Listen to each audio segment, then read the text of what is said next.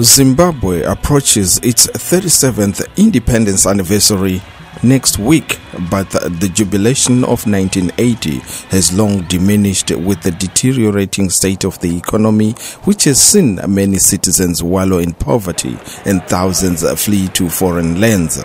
President Robert Mugabe, at the helm since 1980, rejects accusations that he and his government failed the country, blaming it on sanctions imposed on him, his wife, and top officials by Britain, US, and other Western countries on allegations of human rights violations, vote rigging, and displacement of white farmers. We say that sanctions are wrong, because they are not based on any valid grounds at all. President Mugabe enjoys a broad support on this point, including from long-time supporters like the Pan-Africanist Pressure Group, the December 12th movement. Clay Omawale is the group's spokesman. These sanctions are illegal. These sanctions are targeted at people. They're not targeted at leaders, they're targeted at people, and they're targeted to foster regime change. Sanctions or not, Zimbabweans agree that the state of the economy needs a solution. Described as once the breadbasket of Africa, Zimbabwe has since become an economic ridicule, having reached unprecedented hyperinflation levels last decade, ditching its currency and adopting bond notes only usable in Zimbabwe. Protests over the deteriorating state of Zimbabwe have become a mainstay in the country, evidenced by the multitude of uprisings in the form of mass action or work boycotts intended to pressure the government to give citizens a better life. Once unknown, Pastor Ivan Mawerere rose to a worldwide fame, calling on citizens to rise up and demand the change they want. Catastrophe has been our story for far too long.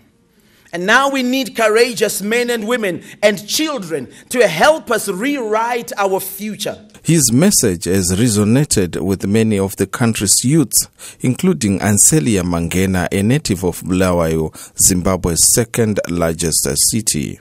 My hopes and dreams for Zimbabwe are dreams and hopes that many of us millennials share. We just want only one thing. We want a country that gives us opportunities.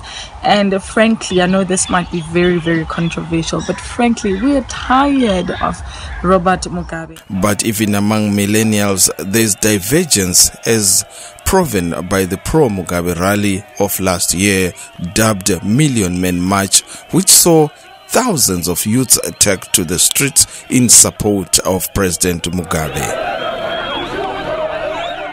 Many are pegging their hope on the upcoming 2018 elections, which they see as a critical turning point for Zimbabwe.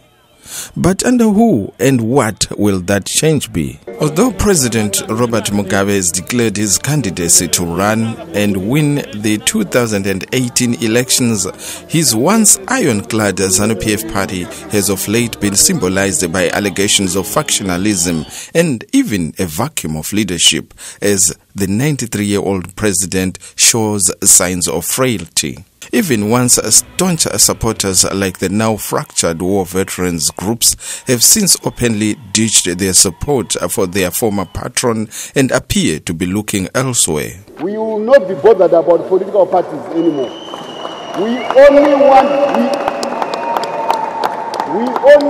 people who are competent. Echoing such a position is former loyalist and pioneer of rebel music called Chimurenga, Thomas Mafumo. That's not what everyone was expecting. This is why you see people are revolting today. Meanwhile, in the camp of opposition parties, many have chided the opposition for its infighting and the lack of vision or alternative for improving the country. Is to get rid of ZANU-PF political governance culture which has pervaded this country for the last 40 years.